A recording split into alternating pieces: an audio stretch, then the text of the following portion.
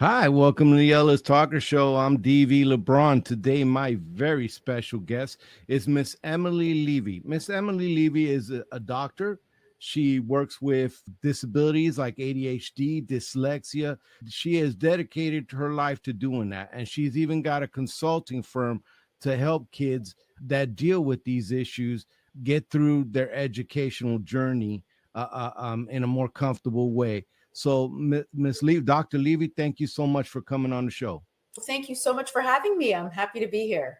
I have a thing for special needs kids because my daughter's autistic and I got ADHD kids, and it's been a passion of mine, and I wanted to have people who know about this on that are, because the show's never about me. I like good guests like you and that can speak professionally to these issues that affect their kids. And unfortunately, there are a lot of moms and dads dealing with that with their kids. What is it like now? 1 in 10 kids have autism or something like that. I might have the numbers wrong, but it's prevalent now. So I want to have people like you on to help them along as well. So thanks again for coming on. Can you tell me, how did you start on this journey of working with this kind of conditions? Sure. I actually grew up in the field of special education. My mother was the founder of a school for students with learning disabilities down in South Florida, which is where I grew up. So I spent so much of my childhood working at her schools, observing kids, tutoring kids, watching them thrive with the right approach and the right methodology. However, after I went to college, I thought I wanted to carve my own path and not live in my mother's shadow. So I actually did finance of all things for 2 years. Quickly realized that was not my calling, really missed that fulfillment from working with special education kids. So I ended up pivoting back. I got my master's degree in special education, my doctorate degree in general education, and slowly, organically started tutoring kids with special education needs myself, and then growing the program, bringing on other tutors who specialize in different skill areas to form what is now EBL coaching, where we not only have learning centers in New York and New Jersey, but we actually help kids now worldwide, not just nationwide, virtually, who have learning disabilities, autism, ADHD, executive functioning challenges, really any type of special education need. So tell me that when it comes to ADHD, because I guess there's a new classification, and I just barely got the memo about ADHD and ADD being combined. Can you tell me more about that? Maybe parents who have been ADHD, ADD, now that's combined. Can you talk a little bit about that? What happened there? Sure. It's still the same sort of categories. They're just all looped under the term ADHD. So they've done away with ADD, but there's still the hyperactive and the non-hyperactive, just all within that category of ADHD. Oh, okay. Now tell me, because there is a lot of kids that are diagnosed with ADHD. Is it, what happens to the brain with that? Is it different for every single child or person that gets that, or does it all manifest in the same way? I think there's still a lot of research that's being done in terms of brain development and sort of the brains of different individuals who have ADHD, who have learning disabilities. So I think that's still yet to be known, but I don't think it's cookie cutter by any means. I think there's so many different iterations of individuals who have ADHD. Some are super hyperactive, some are not, some are mainly just disorganized. So there's so many different iterations, but I think what's really important is identifying the challenges of each individual and then working on tools and strategies to help develop those skills. And I imagine that individualized approach, and I know that helps more with those students like that. Now, there might be some people who may not know, and they look at ADHD as something that's just something that people throw around like anything, or maybe they believe that it is overused. Can you talk on that subject? Again, I think that there are so many different iterations of people who have ADHD. I think it's, of course, it's real. It's a real diagnosis. There are real challenges and symptoms that are associated with ADHD. Some people believe in medication, some people don't. Some people work on and look for strategies to combat their areas of weakness, and others don't. So again, I think it's about identifying the diagnosis and then working on tools and strategies to build those areas of weakness. So, along with ADHD, there's obviously many other learning things that kids go to. Some have dyslexia, and Texas is really good about addressing dyslexia in their special education setting. But there's dyslexia, dysgraphia, and many other. Do you work with dyslexic kids, and what kind of things have you seen are successful when working with those kids? Excuse me. Sure. So, absolutely, we do a tremendous amount of work with students who have dyslexia. It is great that Texas is able to address it within school. Many states don't have the tools or resources to really address it within the classroom. So, we absolutely do a lot of one-on-one work with students who have dyslexia. There's a method called the Orton-Gillingham method, which is considered the most optimal method for helping students who have dyslexia and struggle with reading to build those key reading and writing skills. It's structured, it's multisensory, it's systematic, and it's an amazing method that really does wonders for kids with dyslexia who struggle with reading. And dysgraphia, it's for people who may not know it. Can you talk about that? Sure. Dysgraphia has to do with difficulties with writing. And again, there could be many elements within writing that a student struggles with. They might have trouble with the physical act of handwriting, with holding a pen properly and transcribing. They might have difficulty with organizing their thoughts on paper when writing. But generally speaking, it's a disorder within the skill of writing. Okay. Between the brain and the hand and how it communicates and functions.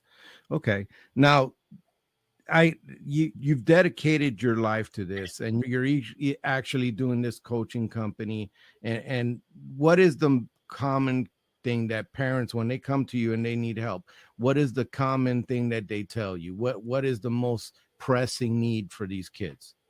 Typically, parents will call and say, my child is struggling. They're struggling in school. It might just be with one skill, like reading. It might be a combination of skills, reading and writing, or sometimes they're struggling across the board with reading, writing, and math. We also have a lot of kids, especially those who have ADHD, who are incredibly bright. They do very well with their core academic skills, but they have very weak executive functioning skills like planning, organization, time management.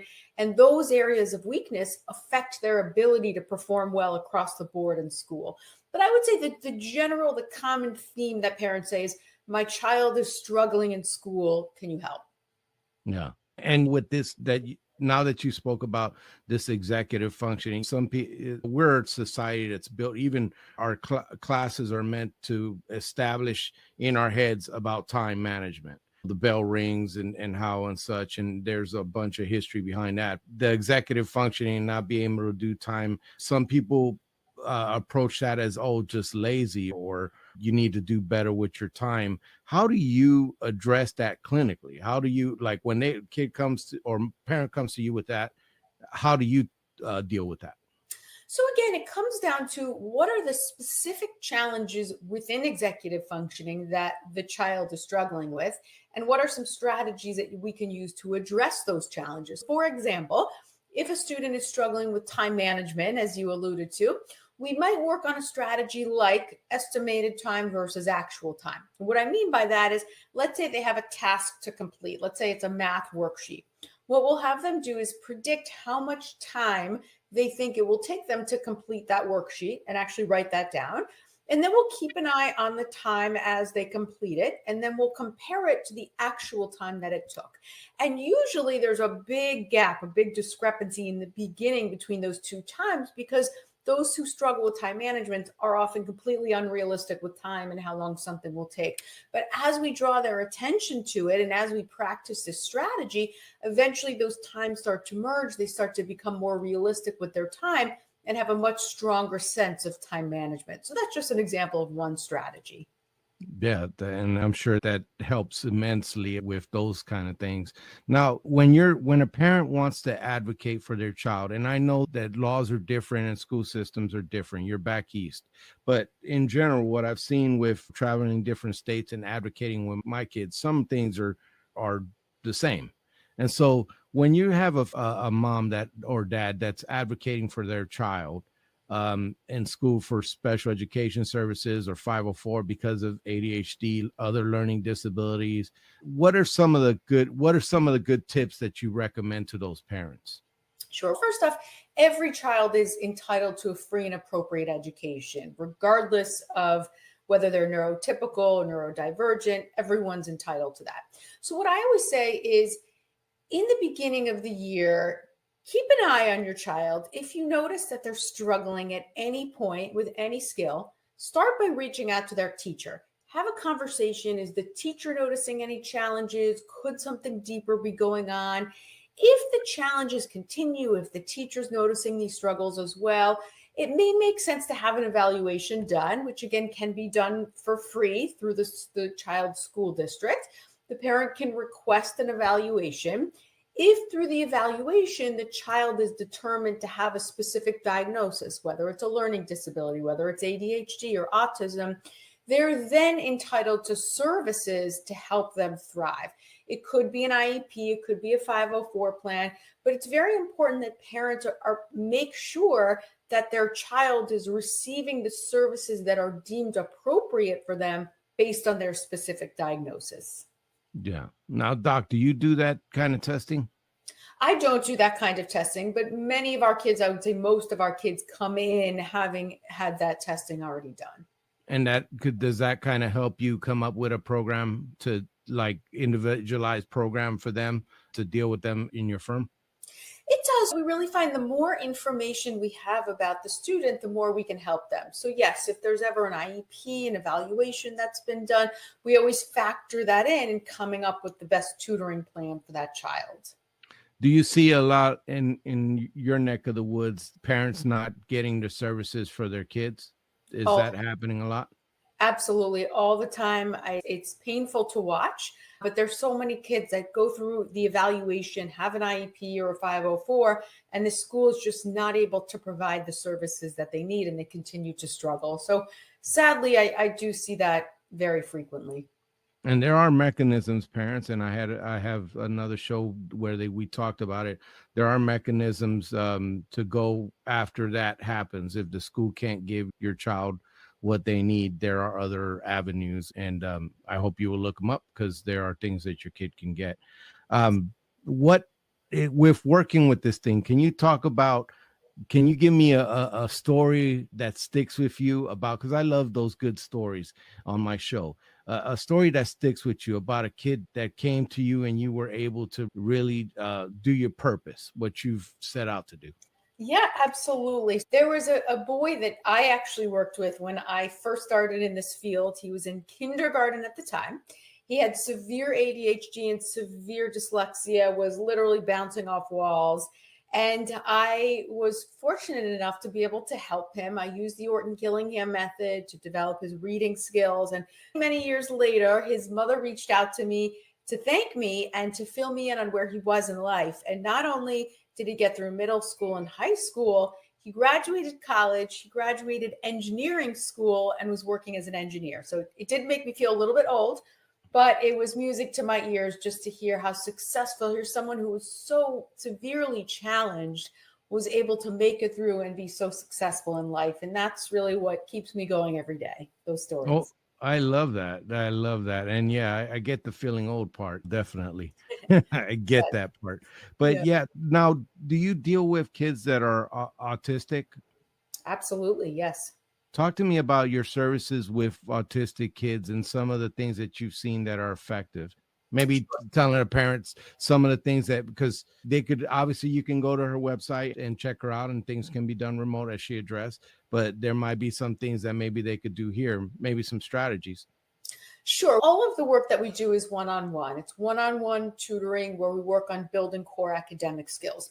Of course, as with autism, there's such a wide range. So we have some kids that we work with that are nonverbal and that have very little, if any, academic skills. And we literally have to go back to basics and build their core foundational skills, the names of the letters, how to count, very basic skills.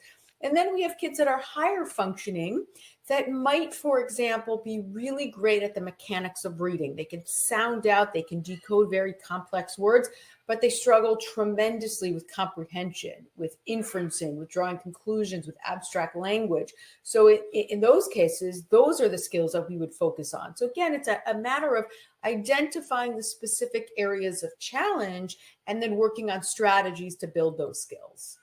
Doctor, what have you found is the most challenging when you're working with these kids? What is that biggest obstacle? Well, I think, again, every student is different. I think sometimes kids are so used to negativity who struggle that sometimes they'll shut down or they'll start crying and they'll have such low self-esteem when something's very hard for them.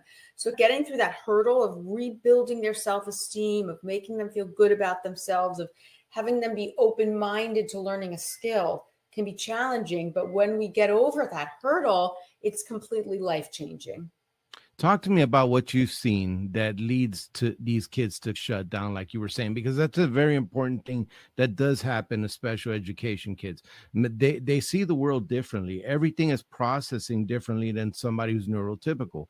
And Right. so that they're trying to make sense of a world that doesn't make sense. And so sometimes the shutdown might look like an explosion. Mhm. So can you talk about the shutdown and what have you seen that leads to that?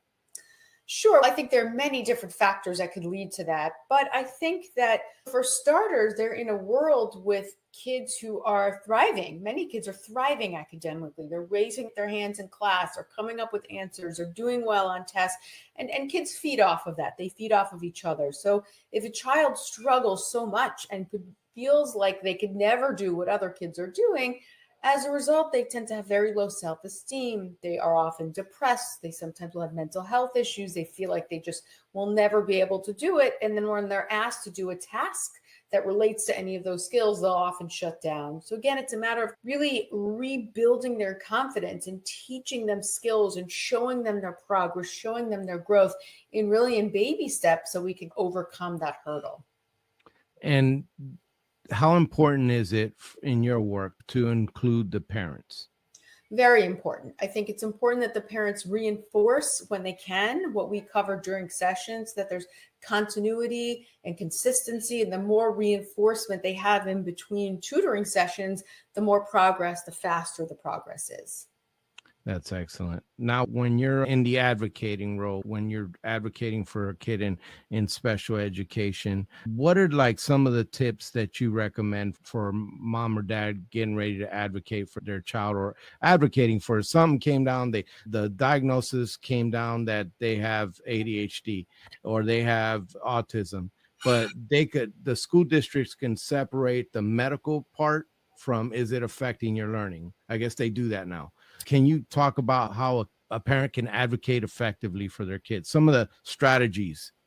Sure. I'm not an official advocate. I will off the cuff help parents a little bit if they ask me or they inquire. Many parents do hire formal advocates or sometimes even educational lawyers to help them through this process. But I'm always happy to chat with parents. And I think it's really, again, important to speak to their child's school, to the service providers, find out what services the school can offer their child, and really make sure that they're the right services that are appropriate for their child, given their specific diagnosis. And folks, make sure that when you do go and you get an IEP for your child, that those goals are that you can measure those goals, they're measurable, and that they are followed. Those are the two, because if they're not followed, they definitely won't measure well. I could spend all night with you on here. Is there anything that you'd like to close with on when it comes to this subject and how somebody could get a hold of you for help for their children? Sure. I guess what I would say is that if your child is struggling in school, whether it's one skill, multiple skills, the more proactive you can be, the better, because the longer we wait, the more we have to peel backwards and rebuild those foundations. So I think really taking action early if a parent is seeing their child struggle is so important.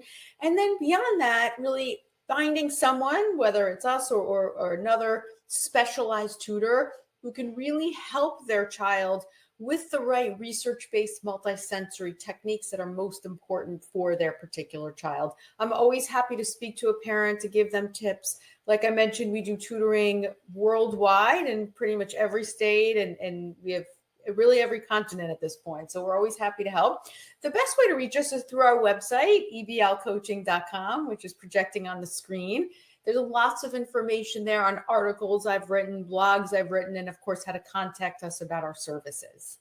Yeah, and she's been doing it. She's dedicated her life to it, and now she's doing this coaching with it and helping these kids. And in a way, you're doing something that makes the world better. And that is always a cool thing to be able to say that what you do is making the world better. So thank you so much for helping those kids and doing what you do. I really do appreciate you as a person. Can you stick around real quick after the show? Absolutely. And thank you for having me. It's been wonderful. And it is a very fulfilling and rewarding career. So thank you. Thank you.